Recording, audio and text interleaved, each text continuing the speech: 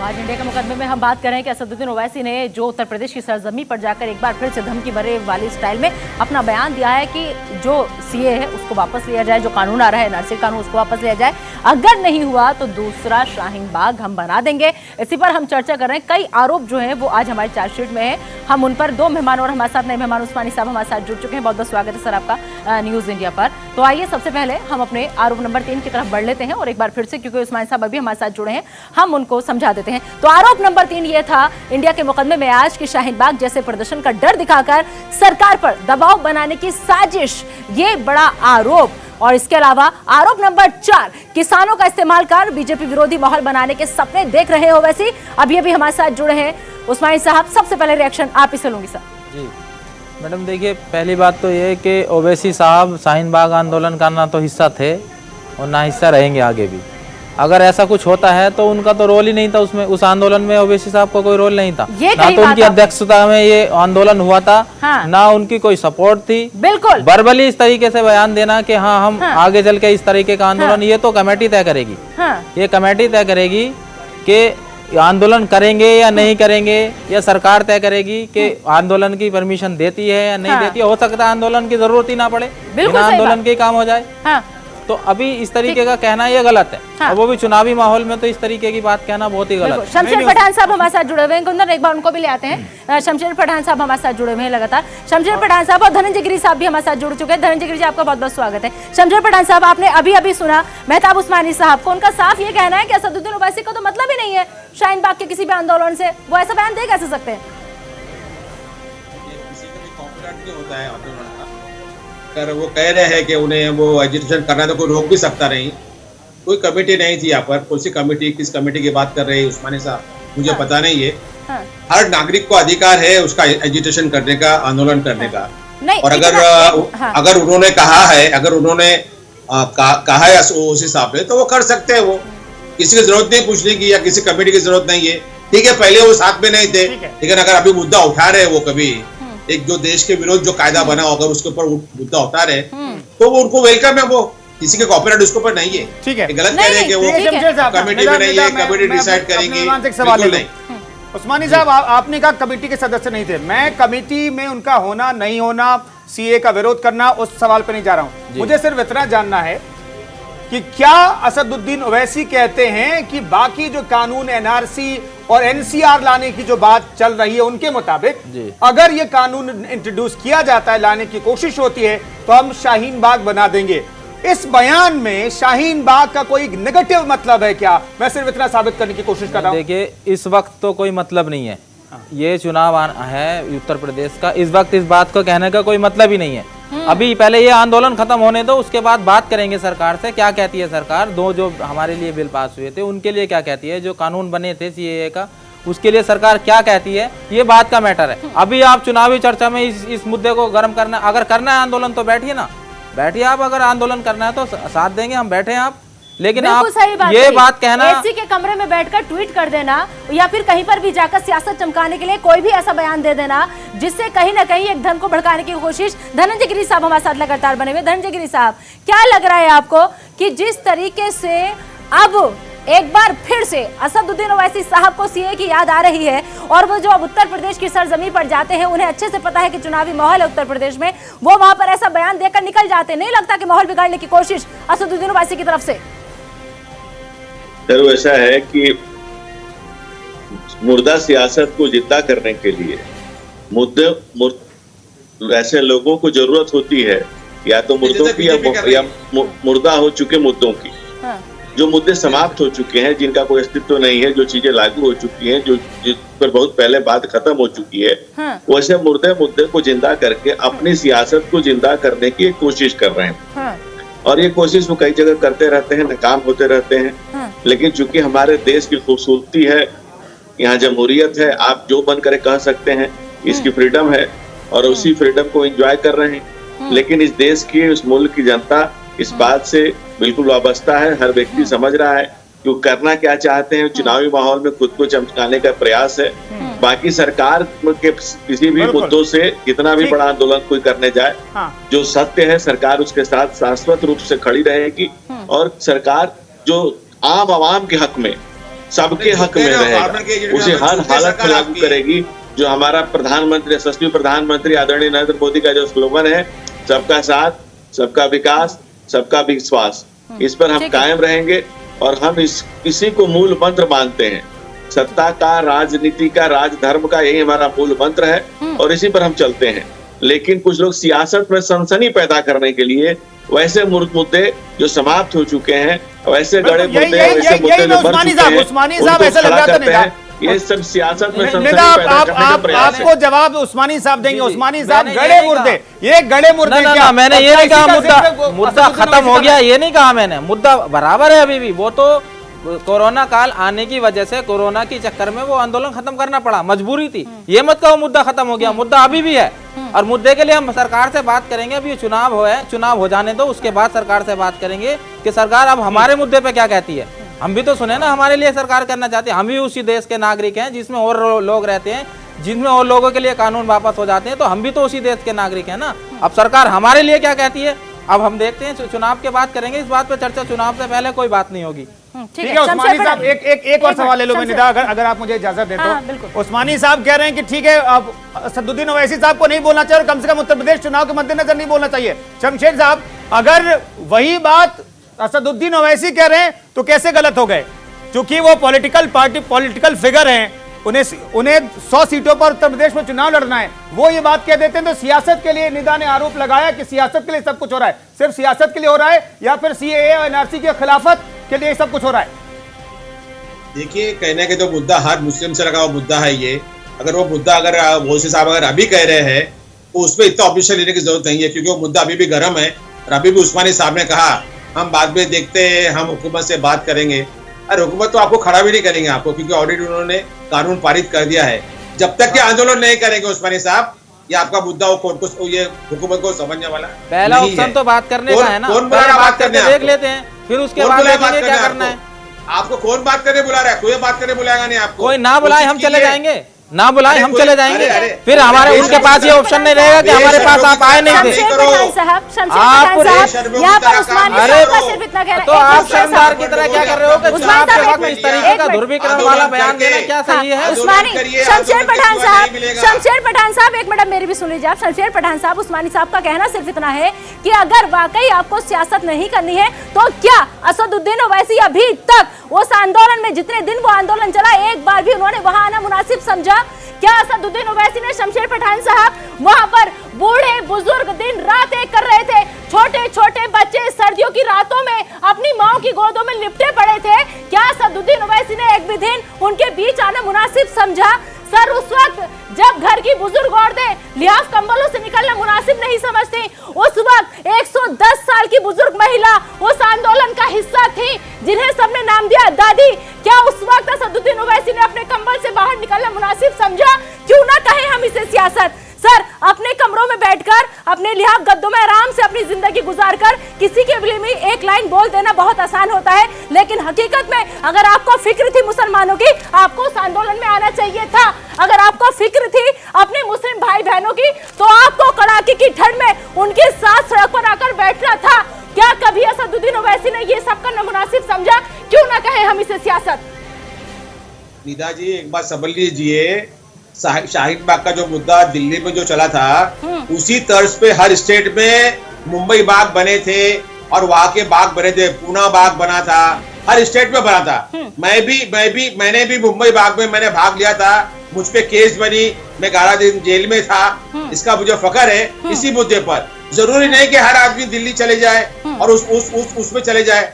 नहीं सर, जब कोई कहता है मुसलमानों को तो उसको आना चाहिए सर। नहीं, जब कोई बात करता है अपने मुसलमान हैदराबाद में, उसको आगे बराबर आना चाहिए। निदा, ये समझना पड़ेगा कि मुसलमानों की लड़ाई और सीए के खिलाफ, एनआरसी के खिलाफ संसद में लड़ाई लड़ रहे थे।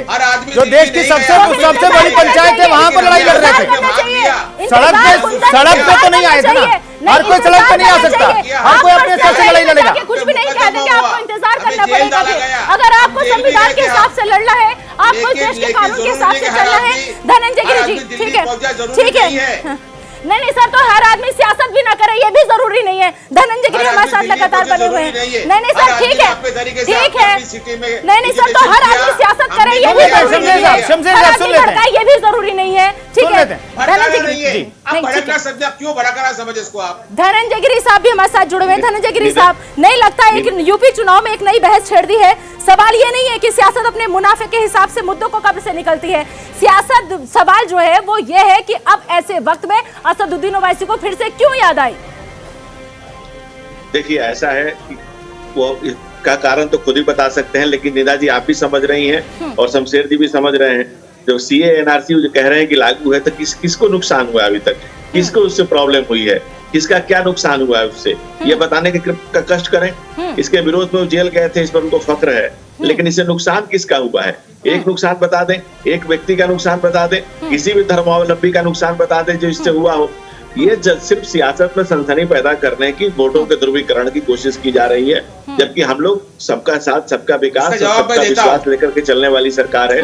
और इसमें इस सरकार के साथ पूरे यूपी की नहीं, पूरे देश की जनता खड़ी है, जो वर्तमान विराट व्यक्तित्व और नेतृत्व देश के सामने खड़ा आदरणीय प्रधानमंत्री नरेंद्र मोदी का। उनके सामने छोटे छोटे मुद्दे गौण है, मौन है, इनका कोई मतलब नहीं है, कोई अस्तित्व नहीं है, क्योंकि जो प्रधानमंत्री जी का कृतित्व और व्यक्तित्व है वो इतना बड़ा है कि वो सब छोटे मोटे मुद्दे कहीं काम नहीं आएंगे। धनंजय जी, आप जो कह रहे हैं 100% सच में मान लेता हूं, कबूल करता हूं मैं, लेकिन मेरा सिर्फ एक सवाल है सर, कि अगर शाहीन बाग बना देंगे तो इसमें शाहीन बाग से डर क्यों लग रहा है? इतना बवाल क्यों शाहीन बाग के नाम से डर किसको क्यों? कुंदन जी, कोई ऐसी भारत की पग पग भूमि हमारी है और कोई ऐसी जगह नहीं जिससे हम डरते हो। ये एग्जाम्पल वो क्यों दे रहे हैं, वो क्यों उस मोहल्ले को, उस जगह को, वहां के लोगों को बदनाम कर रहे हैं, ये वो बताएंगे ना। वो उस जगह को क्यों बदनाम कर रहे हैं, ये उनसे पूछा जाए। उस जगह के लोग पूछे कि क्यों इस जगह को बदनाम कर रहे हैं। हमारे लिए तो पग पग भूमि बंदनी है, हम धरती को माता कहने वाले लोग हैं। धनंजय, एक सवाल है मेरा। अगर पूरे हिंदुस्तान का मुस्लिम समाज अपील करेगा सरकार से कि ये कानून सीएए का वापस लो, तो क्या आप वापस लेंगे उस कानून को? क्या उस कानून को वापस लेंगे? जैसे किसानों ने किया, आप कहते तो किसानों के हक में है कानून, लेकिन किसान नहीं माने, हमारे हक में नहीं है। आप कहते तो कुछ किसान बैठे, उन कुछ किसानों के लिए आपने कानून वापस ले लिया, तो क्या पूरा मुस्लिम समाज एक साथ कहे तो आप उस कानून को वापस लेंगे? आपकी सरकार वापस लेगी? किसानों के पूरे हिंदुस्तान के किसानों के एक नेता नहीं थे, जाति के नाम पर आप मुझे सिर्फ इतना बताइए, क्या कानून वापस लेंगे आप या नहीं? ये समावेशी, क्या आप कानून वापस लेंगे या नहीं? इसका जवाब दो आप, हाँ या ना में, हाँ या ना में जवाब दो। धर्मावलंबियों का एकमात्र आप हाँ या ना में जवाब दो। धर्मावलंबी अरे जब आप ऊंचा करके रहते हैं तो वो भूमि सिर्फ और सिर्फ भारत की भूमि है, और कोई एक व्यक्ति किसी एक धर्म के बदले सवाल पूछने का अधिकारी नहीं है। न आप हैं न मैं हूँ। कोई एक व्यक्ति पूरे धर्म का झंडा बरदार, कोई एक व्यक्ति पूरे धर्म का पैरोकार नहीं हो सकता। न मैं अपने धर्म का हो सकता हूँ, न आप अपने धर्म के अकेले पैरोकार हो सकते हैं। यहाँ हर व्यक्ति की धार्मिक स्वतंत्रता भी है और हर व्यक्ति की व्यक्तिगत स्वतंत्रता भी है, और जहाँ व्यक्ति की व्यक्तिगत स्वतंत्रता और धार्मिक स्वतंत्रता दोनों किसी के अकेले पैरोकार, किसी के अकेले रहनुमा, किसी के अकेले सवाल हो सकते हैं। धनंजय जी, आप उसका देंगे, उसका जवाब देंगे? धनंजय के साहब के हाथ में नहीं है कानून पीछे लेना। उनसे सवाल क्या कर रहे हैं आप उस्मानी साहब? नहीं, जवाब तो देंगे ना, वो वापस लेना जवाब तो बात कर सकते हैं मोदी जी से। वो क्या जवाब देंगे? कुंदन जी धनंजय जी कहिए। कुंदन, व्यक्तिगत स्वतंत्रता भी है, धार्मिक स्वतंत्रता भी है, और हर तरह का डेमोक्रेसी, लोकतंत्र पूरी तरह से भारत में अगर कहीं एक्सप्रेस होता है तो भारत में होता है। हर धर्म, दुनिया में जितने धर्म है, जितने मजहब है, जितने पंथ है, सारे यहाँ पर हैं। इवन इस्लाम के 72 फिरके हैं, और 72 के 72 सिर्फ हिंदुस्तान में ही है और कहीं भी नहीं है। इसलिए कोई एक व्यक्ति किसी एक धर्म का, किसी एक मजहब का, किसी एक संप्रदाय का अकेला रिप्रेजेंटेटिव नहीं हो सकता, और उसके बदले में अकेले सवाल नहीं कर सकता। क्या व्यक्तिगत स्वतंत्रता और धार्मिक स्वतंत्रता सब कुछ लागू है। लेकिन आप तो जवाब दे सकते हैं, आप तो मैंने पूछा तो आप सिर्फ जवाब दे दो। मैं ये नहीं कह रहा मैं रहनुमा हूँ पूरे मुसलमानों का, लेकिन मैं उनकी तरफ से एक सवाल तो जब आप हैं, जब आपका जवाब तो मांग सकता हूँ, किसी के बारे में सवाल पूछ ही नहीं सकता। तो फिर आप आपको ये इंडिविजुअल कहने का सवाल हक पूछ नहीं सकते हैं, है। अपने विषय पूछ आपको ये सकते हैं। कहने का मैं हक आपसे नहीं नहीं है कहता हूँ कि कि सीए एनआरसी का क्या नुकसान या है, किसी को नुकसान नहीं हो, सीए आपको ये एनआरसी कहने का का क्या हक नहीं नुकसान है। मतलब उस्मानी साहब आप ये कहना चाह रहे हैं कि उनका जो बात उठाई असदुद्दीन ओवैसी ने वो सही है, लेकिन टाइमिंग गलत है। बिल्कुल उत्तर प्रदेश में चुनाव गलत है, टाइमिंग गलत है, बात सही है, ये मैं मानूंगा, क्योंकि सीए का कानून के लिए आंदोलन हुआ है, कितना बड़ा आंदोलन हुआ है शाहीन बाग से लेके पूरे हिंदुस्तान में। उसको हमने इसलिए बंद किया था क्योंकि कोरोना के चलते वो आंदोलन रद्द करना पड़ा, लेकिन वो आंदोलन तो अभी भी है जारी। लेकिन आंदोलन जब रद्द कर दिया सर, उसके बाद में अब सब चीजें वापस अपनी पटरी पर लौट आई, स्कूल खुल गए, हॉस्पिटल, सब चीज सब जगह सब पहले जैसा माहौल हो गया। हर कानून हर चीज का उपाय आंदोलन नहीं है, कोई जरूरी नहीं आंदोलन नहीं करना पड़े। एक बार हम बात करके देखेंगे, हो सकता है जैसे मोदी जी ने इनसे क्षमा मांगी, हमसे भी कहें कि हाँ जी गलती हुई है, मैं वापस ले लेता हूँ कानून, ऐसा भी हो सकता है। तो जरूरी नहीं आंदोलन की शक्ल दें उसे, बिना इसके भी हो सकता है। जुड़े रहिए हमारे साथ। देखते आरोप हैं, नंबर कोशिश 4 की करके। तरफ हम बढ़ लेते हैं, आरोप नंबर 4 की तरफ हम बढ़ लेते हैं। आप आरोप नंबर 4 तक हम अभी तक आ गए थे। आरोप नंबर 4 के बाद अब बारी आती है आरोप नंबर 5 की। इंडिया के मुकदमे में आरोप नंबर 5 है, यूपी में जमीन मजबूत करने के लिए ओवैसी का नया प्रोपेगेंडा। कुंदन, नहीं, आप इसे प्रोपेगेंडा क्यों कह रहे हैं? शमशेर साहब को स्क्रीन पर लाइए फिर से। ये कोई प्रोपेगेंडा है क्या? वो तो जायज बात कर रहे हैं, वो कह रहे हैं कि भाई अगर आपने एनआरसी लेकर के आए, एनसीआर लेकर के आए तो हम शाहीन बाग बना देंगे। कोई प्रोपेगेंडा है क्या? मैं तो यहां तक मानता हूं कि सियासत के लिए कर रहे हैं वो, क्योंकि उन्हें 100 सीटों पर चुनाव लड़ना है, लेकिन ये कोई प्रोपेगेंडा का हिस्सा है क्या शमशेर साहब? कोई प्रोपेगेंडा नहीं है। अगर उन्हें लग रहा है कि आंदोलन करना चाहिए तो उनकी मांग जायज है। और ये उस्मानी साहब कह रहे हैं कि हम जाके मिलेंगे, बात करेंगे, वो मोदी जी आपको खड़ा भी नहीं करेंगे। और जो मोदी साहब जो झुके ना, वो अपने एजिटेशन की वजह से झुके। आपने एजिटेशन बंद किया था कोरोना केस से, अभी आप दोबारा चालू कीजिए, हम आपके साथ में हैं, ओवैसी साहब को भी साथ में लीजिए और आंदोलन कीजिए, और ना रुकने वाला आंदोलन कीजिए। क्यों? कि ये संविधान के खिलाफ में है और संविधान की जंग थी जो हमने लड़ी थी वो। अब इसे दोबारा लड़ना होगा और दोबारा रस्तों पे आना होगा। जिस तरह से फार्मर्स आए थे और ये कानून को रद्द करना हो, क्योंकि ये एंटी मुस्लिम कानून है जहाँ पर मुसलमानों को सिटीजनशिप नहीं दी जाएगी, बाकी तमाम धर्मों को सिटीजनशिप दी जाएगी। तो ये किस्म का एक सेकुलर अमेंडमेंट नहीं है और इसके ऊपर आंदोलन होना चाहिए। और आप उस्मानी साहब उसको निगेटिव ना लेते हुए आप ओवैसी साहब को साथ में लीजिए और आंदोलन शुरू कीजिए। मैं आपके साथ एनपीआर और एनआरसी को लेकर के उन्हें डर है, असदुद्दीन ओवैसी साहब को डर है एनपीआर और एनआरसी को लेकर के, इसलिए वो कह रहे हैं कि अगर ये सब कानून लाए तो हम शाहीन बाग बना देंगे। ये कोई धमकी है क्या? ये कोई प्रोपेगेंडा है क्या? जैसा कि हम हमारी सहयोगी निदा ये बहुत गंभीर आरोप लगा रही हैं असदुद्दीन ओवैसी पर, हालांकि बीजेपी के प्रवक्ता हैं आप, लेकिन मैं जानना चाहूंगा इसमें प्रोपेगेंडा जैसा क्या है इस बयान में? देखिए, कुछ नहीं है, इस सियासत में सनसनी पैदा करने की, भड़काने की और कोशिश की जा रही है, जो अपने मंसूबे में कभी कामयाब नहीं होंगे। इस देश की जनता, इस प्रदेश की जनता अच्छे से समझ रही है क्या सही है क्या गलत है, और इसलिए सीए एनआरसी के मुद्दे डिस्कस हो चुके हैं, जो लागू हो चुके हैं, जो चीजें चल रही हैं वो चीजें चल रही हैं। अरे आपके कहा लागू नहीं हुए, अभी कहते लागू हो चुके हैं। जो चीजें जिस स्थिति में चल रही है उसी स्थिति में कानून लागू नहीं हुए, अभी आपके कानून लागू हो गए। और शमशेर जी जिस तरह से लोगों के बीच में एक सांप्रदायिक सौहार्द खराब करने की कोशिश कर रहे हैं। अरे सांप्रदायिक नहीं है ये हिंदू धर्म के खिलाफ में नहीं है, पूरी तरह से ये हुकूमत के खिलाफ में है। ठीक है, संविधान बचाने के लिए है ये, ठीक है, हिंदू के खिलाफ में नहीं है। मेहमान लगातार हमारे साथ जुड़े हैं और अगले आरोप की तरफ हम बढ़ते हैं। आरोप नंबर 6 की तरफ अब ये हमारा इंडिया का मुकदमा पहुंच चुका है। आरोप नंबर 6 इंडिया के मुकदमे में आज ये कि चुनावी समर में बीजेपी पर ओवैसी का सियासी हमला महज दिखावा है क्या? हमारे साथ धनंजय गिरी लगातार जुड़े हुए हैं, इसे आप महज दिखावा मान रहे हैं शमशेर पठान साहब, या वाकई में लग रहा है कि ओवैसी साहब को फिक्र है? नहीं, दिखावा तो नहीं दिखाई दे रहा मुझे। अगर दिखावा भी अगर है कभी तो भी लोग उसको सीरियस लेंगे, और जो एक ठंडा जो आंदोलन हो चुका था वो दोबारा शुरू हो जाएगा इनकी बातों से, और होना चाहिए। इस संविधान की बात है, ये संविधान जो सेकुलर है उस संविधान का खून हुआ है, उस संविधान में धर्म के नाम पे आदेश पारित हुआ है जो नहीं चलेगा। बाबा साहब अम्बेडकर ने जो कानून बनाया उस कानून में धर्म के आधार पर किसी को दिया जाएगा ना, किससे कुछ लिया जाएगा। ये होते हुए भी आप सिर्फ मुस्लिम कम्युनिटी को उससे बाहर रख रहे हो, तो ये संविधान का एक मर्डर है, खून है, और उसको करने के लिए आप लोगों ने भी साथ देना चाहिए, तमाम लोगों ने साथ देना चाहिए। सिर्फ ये मामला मुसलमान का नहीं है, ये देश के संविधान का मामला है। जितने संविधान को चाहने वाले मानने वाले, बीजेपी संविधान को मानती नहीं है, आरएसएस संविधान को मानती नहीं है, तो ये सब गैर असंवैधानिक कायदे ला रहे हैं। देखिए ऐसा है कि बाबा साहब अम्बेडकर ने ही संविधान में और बाद में गांधी ने भी और इवन नेहरू के समय में भी और लगातार उस समय की सरकारों ने, महात्मा गांधी ने खुद कहा था कि बगल के प्रदेशों में जो मुल्क हमसे अलग हुआ है उसमें अगर अन्य धर्मावलंबी जो इस्लाम के अतिरिक्त मानने वाले हैं, क्योंकि जो बगल में मुल्क बने थे वो सिर्फ धर्म आधारित बने थे और हम सेकुलर थे, तो यहाँ का बहुसंख्यक समाज जो अल्पसंख्यक हो गया है, अगर उसे कोई करना चाहिए, धर्म के आधार पे नहीं था, वो उसे आने की स्वतंत्रता रहेगी, धर्म के आधार पे नहीं था। ऐसा महात्मा गांधी ने भी कहा था। 23% हिंदू पाकिस्तान में थे उस वक्त, बांग्लादेश में हिंदू है, वो धर्म के नाम पे नहीं हुआ था, वो विभाजन धर्म के नाम पे नहीं हुआ था। क्या शमशेर पठान साहब इतनी मक्कारी, इतनी विभाजन धर्म के नाम पे नहीं हुआ था, पॉलिटिकल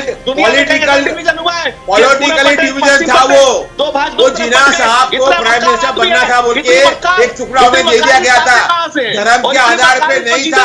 अगर धर्म के आधार पे था 23% हिंदू वहां पर क्यों थे पाकिस्तान में, क्यों 23% हिंदू पाकिस्तान में थे, वो धर्म के आधार पे नहीं था। आज भी बांग्लादेश में बड़ी तादाद में 15 से 20% हिंदू है, धर्म के नाम पे वो नहीं हुआ था। आप मुझे बताइए धर्म के नाम पे कहाँ लिखा हुआ है, किधर? धर्म के नाम पे नहीं हुआ था ये। It was a political division, it was a political division. नहीं, आपकी प्लीज शमशेर पठान साहब, मैं सिर्फ इतना जानना चाहता हूँ, आप पाकिस्तान में कितने परसेंट जो है हिंदू रह गए? पहले जब डिवीजन हुआ उस टाइम पे 23% हिंदू थे। कितने रह गए सर? अब 13% अभी है, अब 13% है। गलत चलिए वापस लौटते हैं। गलत आपने शमशेर पठान साहब, ठीक है, इस बहस में नहीं पड़ेंगे क्योंकि मेरी बहस के लाइन से अलग जा रही है। धर्म के नाम पे नहीं हुआ था ये विभाजन, समझिए आप ये। ठीक है, धर्म के नाम पे उस्मानी साहब, दरअसल हम मूल मुकदमे पर लौटते हैं। मैं तो इतना जानना चाहता हूँ टाइमिंग को लेकर के आप उस्मानी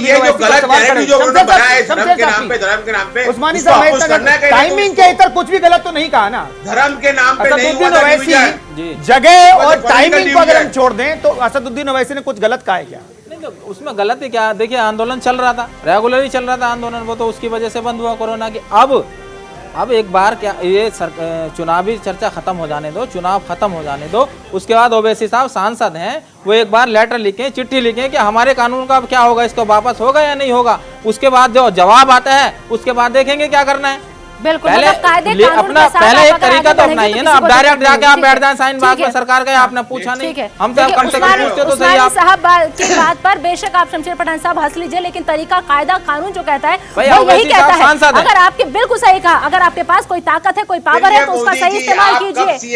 नहीं सही, असदुद्दीन ओवैसी बस इतना ही लिखना जरूरी है उनका, ताकि हमें आपको अरे हमें एक रास्ता तो मिलेगा ना। क्या सरकार ने क्लियर मना किया है? तभी तो आंदोलन बहुत बहुत शुक्रिया, तमाम मेहमानों का बहुत बहुत शुक्रिया। धनंजय जी, शमशेर पठान साहब, उस्मानी जी, बहुत बहुत शुक्रिया इस चर्चा में शरीक होने के लिए आप तमाम मेहमानों का।